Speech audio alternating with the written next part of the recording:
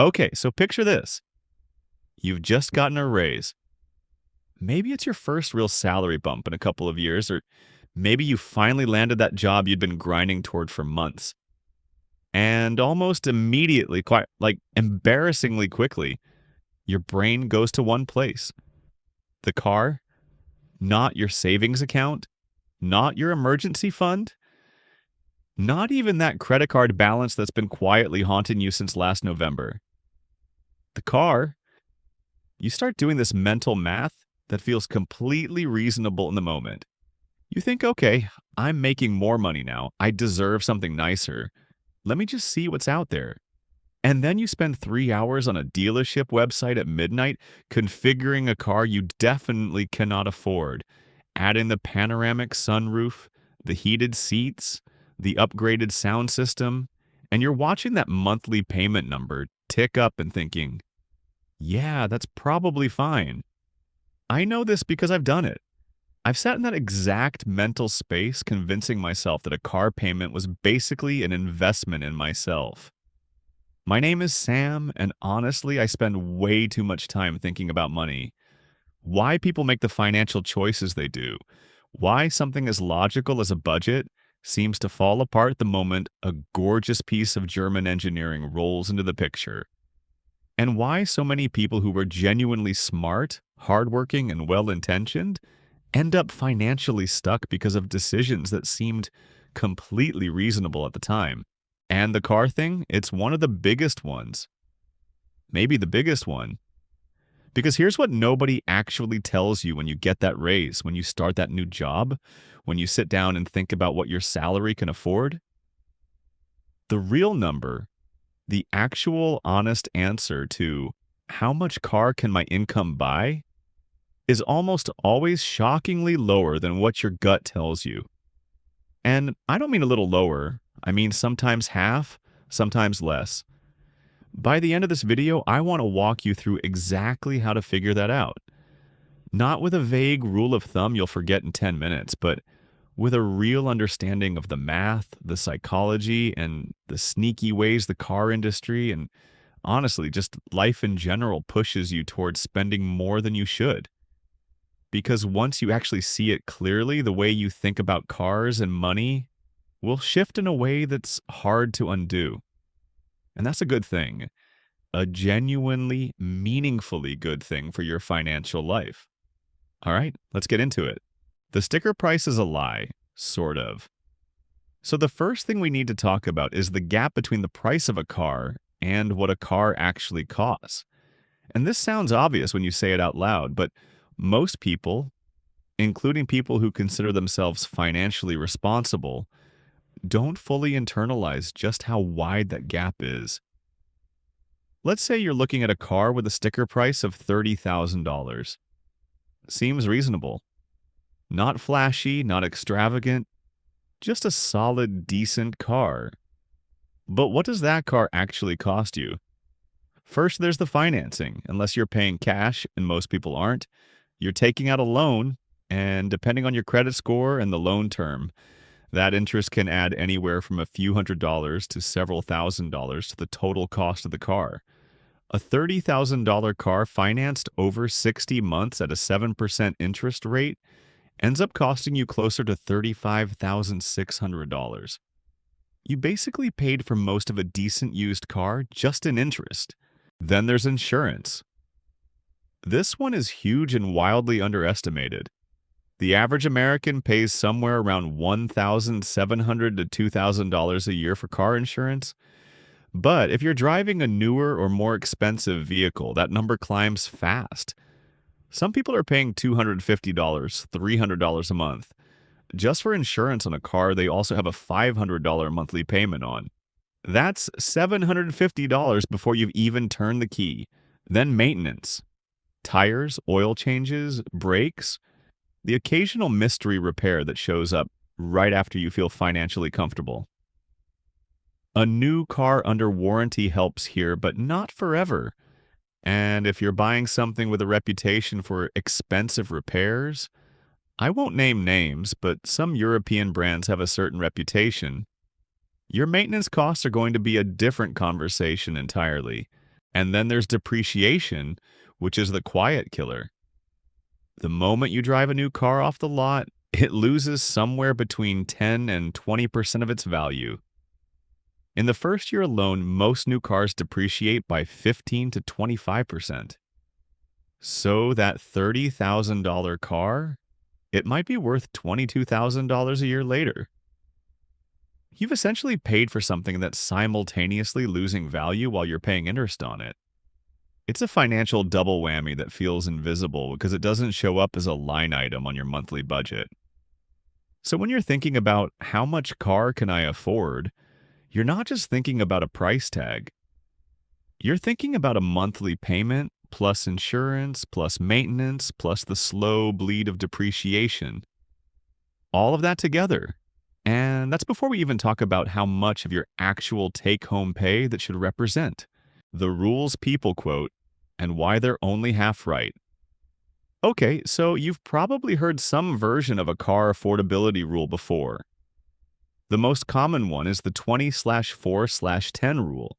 Put 20% down, finance for no more than 4 years, and keep your total car expenses under 10% of your gross monthly income. It's clean, it's easy to remember, and it's genuinely not bad advice. But let me push on it a little because I think the 10% gross income part is where people get tripped up. Gross income is what you make before taxes. If you're earning $60,000 a year, your gross monthly income is $5,000. 10% of that is $500. But your take-home pay, after federal taxes, state taxes, Social Security, Medicare, maybe a 401k contribution, maybe health insurance premiums, might be closer to $3,600 or $3,800 a month. So you're allocating $500 out of $3,700 actual dollars. That's closer to 13 or 14% of your real money. And that matters because your rent is coming out of those real dollars. Your groceries, your utilities, your phone bill, pay your student loans, your credit card minimums, all of it comes out of the actual money that lands in your account, not your gross income. This is why some financial advisors, most including the rather blunt and occasionally polarizing Dave Ramsey, suggest keeping your total vehicle value under 50% of your annual gross income. Not your monthly payment, your total vehicle value. So, if you make $60,000 a year, that means your car should be worth no more than $30,000, and ideally less.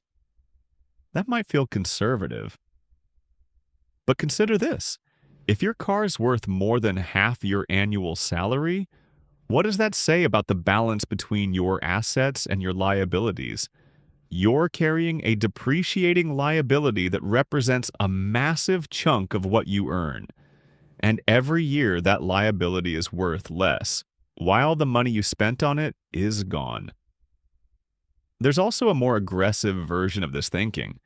The idea that you should keep all of your vehicle costs, meaning car payment, insurance, gas, and maintenance, under 15 to 20% of your actual take-home income. Not gross.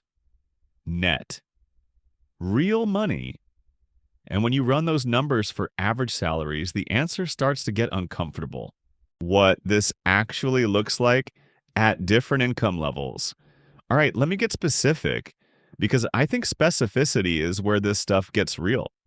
Let's walk through a few income scenarios, and I'm going to use take-home pay because that's what actually matters.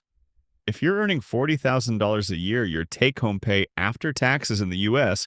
is roughly $33,000 to $35,000, depending on your state and your deductions. That's about $2,750 to $2,900 a month. Under the 15% rule, you should be spending no more than around $415 to $435 per month on total car costs. That includes your payment, insurance, gas, and maintenance, all of it. So after insurance, let's say a generous $150 a month, and gas, maybe $120. And setting aside $50 for maintenance, you have about $85 to $115 left for an actual car payment. That finances a car worth roughly $5,000 to $7,000, which is not nothing. But it's not the car you were building on that website at midnight. At $60,000 a year, take home is around $45,000 to $48,000. Call it $3,900 a month. 15% gives you about $585 for total car costs. After insurance, gas, and maintenance, maybe $250 to $280 for a car payment. That gets you a car in the $12,000 to $15,000 range on a 4-year loan. At $80,000 a year, take home might be around $58,000 to $62,000. About $5,000 a month. 15% is $750.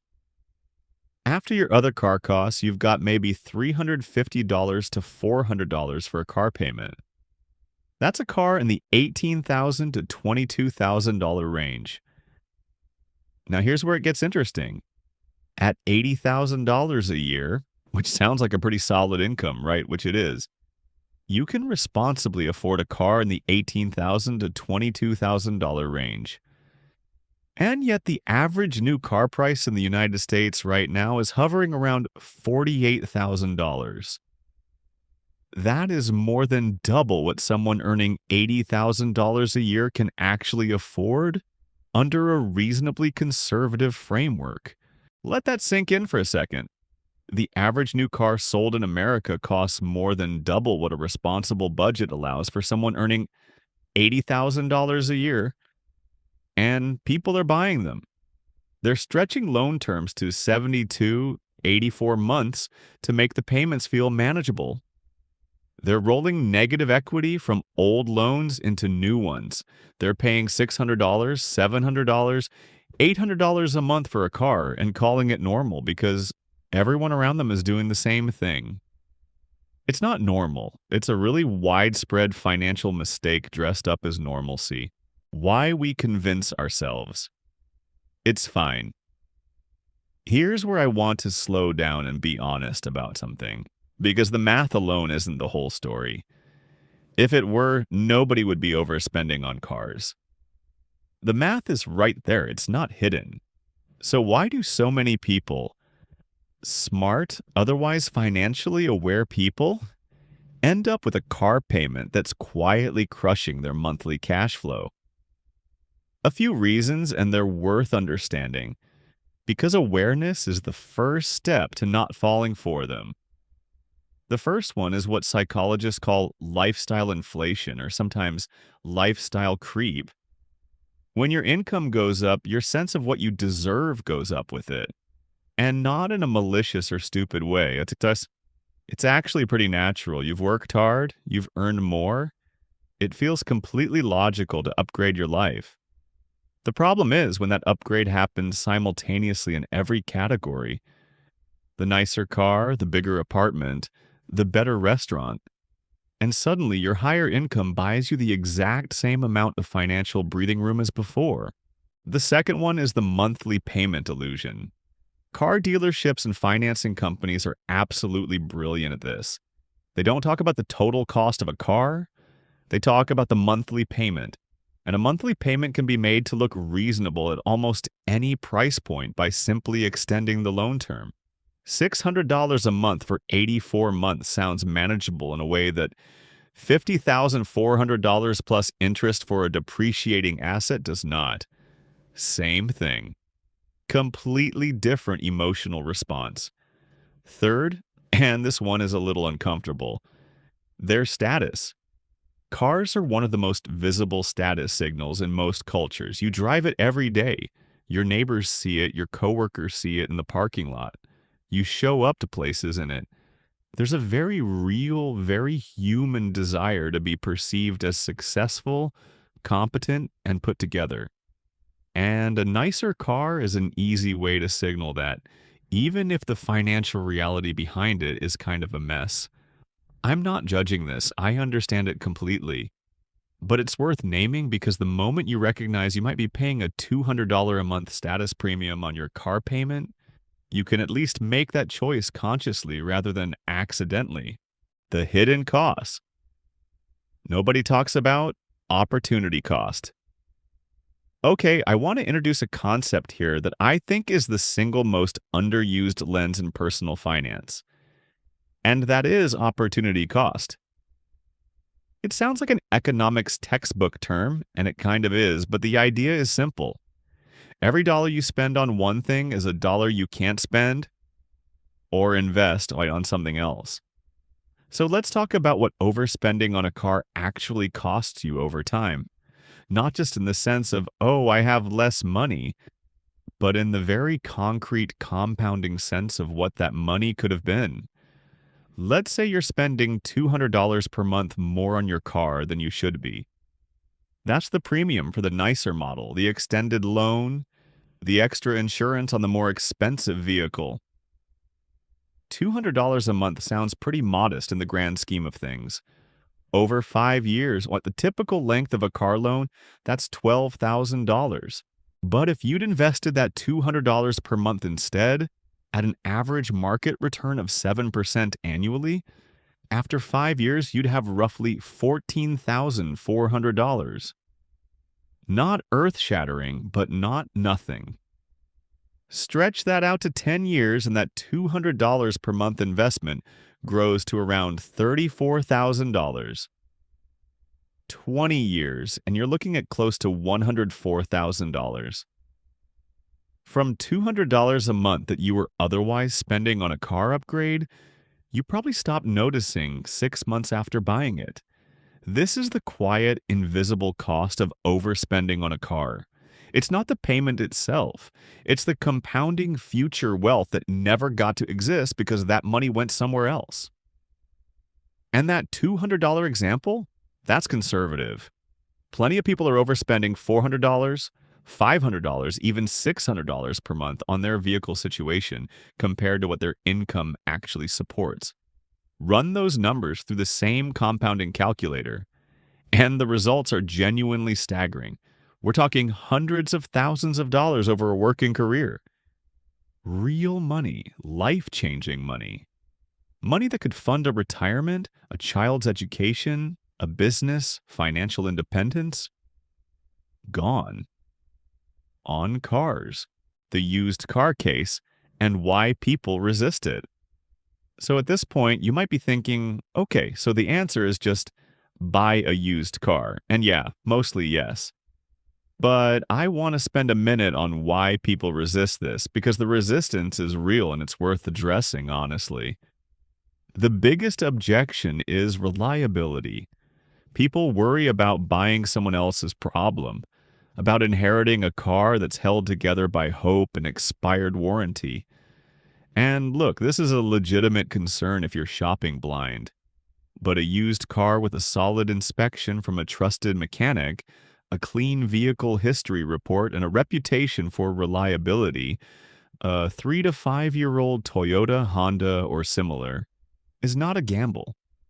It's a well-understood asset with a known track record. The second objection is the loan. Some people can actually get better interest rates on new car loans than used car loans, which is a genuinely weird quirk of the financing world. Automakers sometimes offer 0% or very low promotional financing on new cars that you simply can't access on used vehicles. So in some very specific circumstances, a new car at 0% financing actually makes more financial sense than a used car at 8%. This is real, and it's worth checking. But it applies to a narrow set of situations, and it doesn't change the fundamental math around total vehicle cost. The third objection, and let's be honest here, is just social perception. There's still a stigma around driving an older car in some circles, which is wild when you think about it, because the person driving the 5-year-old paid-off Honda is almost certainly in a better financial position than the person driving the brand-new financed SUV. But perception and reality are two different things, and we don't always lead with reality. What I'd encourage you to think about is this: the best car you can afford isn't the most expensive car your monthly cash flow can technically absorb with a long enough loan term. The best car you can afford is the most reliable car you can buy without disrupting the rest of your financial life. Sometimes that's a gently used 3-year-old sedan. Sometimes it's a newer car if the numbers work cleanly. It depends on your specific situation, but the starting point should always be your actual financial picture, not what's on the showroom floor. How to actually run the numbers for yourself. Okay, I don't want this to just be a video that makes you feel bad about cars and then sends you off into the world with nothing to actually do with that feeling. So let me walk you through a simple practical framework for figuring out your actual number. Step 1. Figure out your real monthly take-home pay, not your salary. What actually lands in your bank account after taxes, benefits, and any automatic deductions. If it varies, use a 3-month average. Step 2. Decide on your total transportation budget. I'd suggest starting at 15% of take-home and seeing where that lands. If you're in a city with strong public transportation options and a car is truly optional, you might do even less. If you live somewhere rural where a reliable vehicle is a genuine necessity for your livelihood, you might stretch slightly higher. But be honest with yourself about where the line between necessity and desire sits. Step 3. Subtract your fixed car-related costs from that budget. Estimate your insurance honestly. You can get a quick quote online in 10 minutes. Estimate your gas based on your actual driving habits. Set aside something for maintenance. A rough rule is about 1 to 2 cents per mile driven, or a flat $100 to $150 a month as a starting point. Whatever's left is your actual car payment budget. Whatever monthly payment you can make while keeping the total loan length at 4 years or less, and while putting at least 10 to 20% down, represents the price range you should be shopping in. Step 4. Go shopping in that price range, not above it to see what you're missing in it, with intent. You'll be surprised what's available when you're looking with a clear number in mind rather than a vague sense of what seems affordable. And honestly, do this math before you step foot in a dealership or spend time on a car configurator website, because dealerships are really good at getting you comfortable with a monthly payment and then slowly adjusting everything else. The down payment, the loan term, the add-ons, to make the numbers work while you're emotionally attached to a specific car. Run your numbers at home in a calm, unemotional environment before any specific car is on the table. A word on timing and the trap of just this once. There's one more thing I want to address because it comes up a lot and it's subtle. A lot of overspending on cars happens during specific life events: a new job, a promotion, a move to a new city, a breakup or a divorce, honestly. There's an entire psychology around cars as a form of emotional reset, and I get it. I genuinely do. Sometimes you just want to feel like things are different, like you're moving forward, and a new car is a tangible, physical, drivable symbol of that. But these are also the moments when your financial judgment is most vulnerable. A new job means you're optimistic about the future but haven't yet built a track record at that income. A promotion means you're excited and maybe a little flush with the feeling of having earned something. A life transition means you're emotionally primed to make a change, any change. The car industry knows this. That's not a conspiracy theory, it's just marketing. They know when people are in these psychological states and they market accordingly. And the phrase, "you deserve it," which you'll hear in some form in nearly every car ad, is specifically targeted at this emotional window. So if you find yourself car shopping during a big life moment, just add a cooling off period. Give yourself 30 days, run the numbers, sleep on it multiple times. Talk to someone who has no emotional stake in the purchase. Not to talk yourself out of it necessarily. Maybe the numbers do work and it is the right call, but just to make sure you're making a decision from a clear place rather than from an emotional one. Wrapping this up. So here's where we've landed. The actual honest number for how much car your salary can buy is almost always lower than your intuition tells you, sometimes dramatically lower. The average new car price in America right now sits at a level that a genuinely responsible budget says most income brackets simply cannot support. The car industry, through clever financing, long loan terms, and psychological framing, has made overspending on vehicles feel normal. And the real cost of that overspending isn't just the payment you feel every month, it's the compounding wealth you never build because that money went somewhere else. None of this means you can't have a nice car. It doesn't mean you have to drive something miserable forever as some kind of financial penance. It just means that the relationship between your income and your car should be something you choose deliberately with clear eyes, rather than something that happens to you in a showroom under fluorescent lights while a salesperson talks about monthly payments. Your car is a tool. It gets you from where you are to where you need to be. And there's nothing wrong with wanting that tool to be reliable, comfortable, and yes, even something you're genuinely happy to drive. But the version of it that fits your actual financial life might look a little different from the version your midnight car configurator brain has in mind. Here's what I want you to take from this video, if nothing else. Do the math first. Know your real number before you start looking.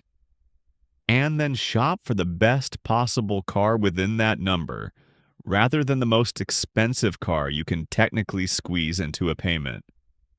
That single shift from what can I technically afford monthly to what should I actually spend given my full financial picture is one of the most impactful changes you can make in your financial life.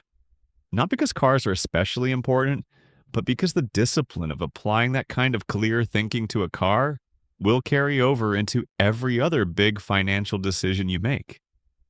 You're not behind. You're not stuck. You're just maybe seeing the numbers clearly for the first time, and that's actually a really good place to be. Thanks for watching.